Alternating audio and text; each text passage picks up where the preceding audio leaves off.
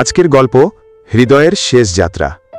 কুষ্টিয়ার কুমারখালীর এলঙ্গিপাড়ার সরু মাটির পথ ধরে ছুটে চলেছে একটা পুরনো ভ্যান। ভ্যানের হ্যান্ডেলে ঘাম ভেজা হাত, মুখে শিশুসুলভ হাসি। সে হৃদয় আলী, মাত্র 15 বছরের এক কিশোর। একদিন হৃদয় তার মাকে বলল, মা, আমি কলাবাগান থেকে মাল আনতে যাচ্ছি, বিকেলের মধ্যে চলে আসব। বেরোনোর আগে বলেছিল। মা শুধু বলেছিলেন, দূরে যাস না বাবা, নদীর ধারে রাত বেশি হলে ভয় লাগে।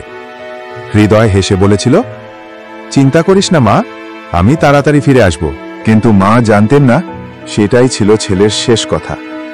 পদ্মার চরে সেই সন্ধ্যায় 4 জন লোক হৃদয়কে ডেকে বলল, এই যে ভাই, আমাদের বাগান থেকে কলা নামাতে হবে, ভ্যান আছে?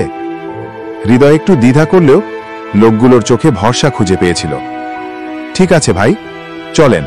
পদ্মার চরপথে সূর্য ডুবে যাচ্ছিল। নদীর হাওয়া কেমন জানি রহস্যময় হয়ে উঠছিল। যখন নির্জন কলাবাগানে পৌঁছাল, হঠাৎ পিছন থেকে একজন হৃদয়ের গলা শক্ত করে চেপে ধরল। ভাই, কি করতেছেন? আতঙ্কে চিৎকার করেছিল সে। কিন্তু উত্তর এসেছিল চাপা স্বরে, ভ্যানটা আমাদের লাগবে, তুই শান্ত থাক। শান্ত থাকা কি সম্ভব ছিল? পরক্ষণেই অন্যজনের হাতে ঝলসে উঠল ধারালো চাকু। গভীর রাতের নির্জনতায় ভেসে উঠল এক করুণ চিৎকার। তারপর সব নীরব, মায়ের অপেক্ষা। সেই রাতটা মায়ের কাছে ছিল এক অনন্ত দুঃস্বপ্ন। চুলে হাত রেখে মা বারবার বলছিলেন, হৃদয় বাবা, তুই কই গেলি? ফোনও ধরছিস না কেন? ভোর হতেই গ্রামের মানুষ খুঁজতে বের হয়।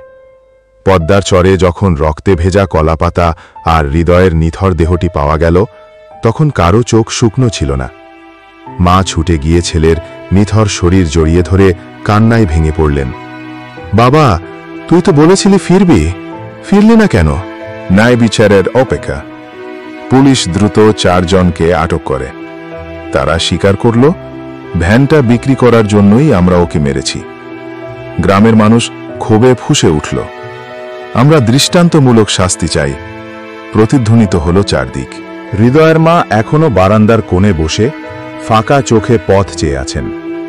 সন্ধ্যার আকাশ লাল হয়ে গেলে তিনি শুধু বলেন, এই সময়ে ও ভ্যান নিয়ে বাড়ি ফেরত আসত। পদ্মার চরে এখনো বাতাস বয়ে যায়। কখনো সেই হাওয়ায় যেন ভেসে আসে এক কিশোরের হাসির শব্দ, একটি অসমাপ্ত জীবনের গল্প বলে যায়। এরকম আরও ঘটনা শুনতে আমাদের আলোকিত গল্পঘর চ্যানেলের সঙ্গেই থাকুন। ধন্যবাদ। সাবস্ক্রাইব করুন।